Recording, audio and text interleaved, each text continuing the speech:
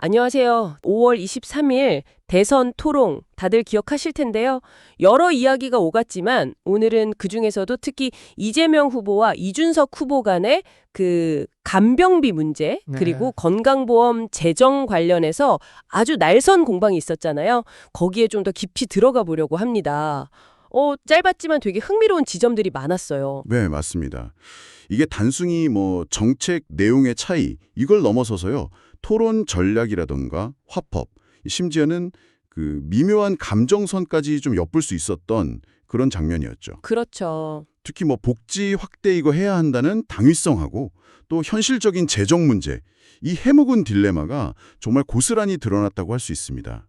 시간이 많지는 않지만 이 대화의 핵심을 한번 같이 파헤쳐 보시죠. 좋습니다.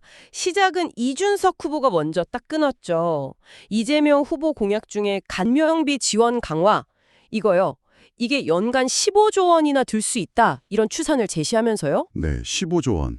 게다가 2033년이면 건강보험 재정이 30조 원 적자다. 이런 전망까지 있는데 도대체 이 많은 돈을 어디서 마련할 거냐?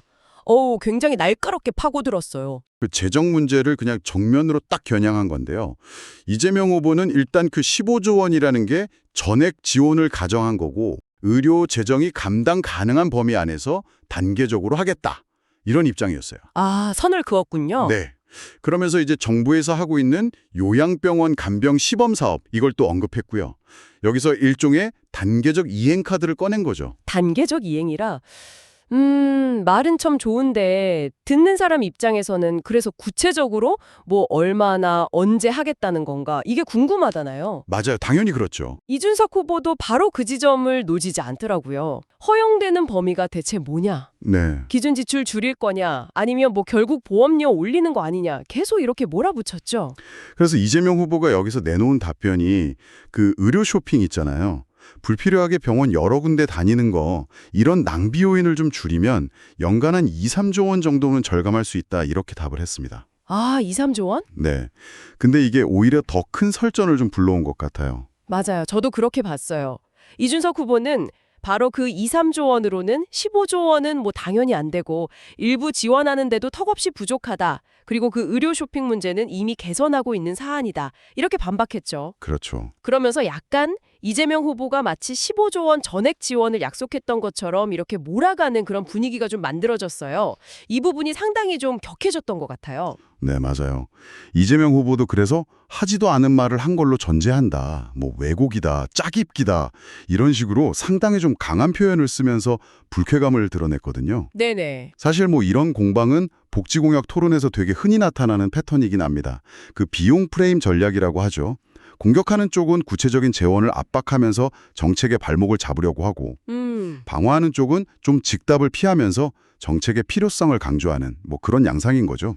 아, 그렇군요. 그러고 보니까 이재명 후보가 답변하는 대신에 이준석 후보한테 그럼 당신이 대안을 내봐라 이렇게 역공세를 펴기도 했어요. 네, 그랬죠. 서로 발언 시간 가지고 신경전 벌이는 모습도 있었고요. 특히 이재명 후보가 이준석 후보의 토론 방식을 딱 지적하면서 했던 말이 좀 인상 깊었는데요. 어떤 부분이었죠? 상대가 하는 말들을 왜곡하거나 특정 부분을 빼가지고 짜깁기를 하거나 이렇게 해버리면 그거는 대화를 하는 게 아니라 사실을 건다고 하죠. 이런 식으로 말을 했어요. 아, 네. 근데 이 발언을 두고 일부에서는 토론 상대를 좀 가르치려 들거나 약간 평가하는 듯한 그런 태도로 비칠 수 있다 이런 지적도 나왔습니다. 물론 워낙 치열한 토론 중에 나온 발언이니까 다르게 해석할 수도 있겠지만 어쨌든 이런 뉘앙스가 상대방한테는 좀 무시당하는 느낌을 줄 수도 있겠다 싶더라고요. 확실히 그런 면이 있네요.